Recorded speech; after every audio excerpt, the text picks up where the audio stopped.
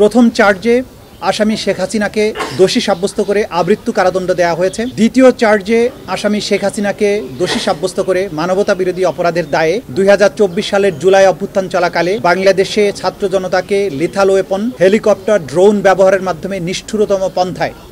১৪০০র মতো ছাত্র জনতাকে হত্যা এবং ২৫,০০০-এর বেশি ছাত্র জনতাকে আহত করার দায়ে, মোর স্পেসিফিক্যালি আশুলিয়াতে ৬ জনকে হত্যা করে পুড়িয়ে দেয়া, চানখারপুলে ৬ জনকে হত্যা করার মাধ্যমে যে অপরাধ করেছেন সেটার দায়ে তাকে দোষী সাব্যস্ত করে মৃত্যুদণ্ড প্রদান করেছে। অপর আসামি আসাদুজ্জামান খান কামালকে দুটো কাউন্টেই দোষী সাব্যস্ত করে তাকে মৃত্যুদণ্ড প্রদান করেছেন। আসামি চৌধুরী আব্দুল্লাহ আল মামুন সাহেবকে সবগুলো কাউন্টেই দোষী সাব্যস্ত করা হলেও তিনি যেহেতু রাজসাক্ষী হিসেবে আদালতে মামলার ভেতরের সবচাইতে গুরুত্বপূর্ণ ইভেন্টগুলো সাক্ষী হিসাবে আদালতের সামনে তুলে ধরেছেন, আদালতকে সত্য উদ্ঘাটনে সাহায্য করেছেন, সেই জন্য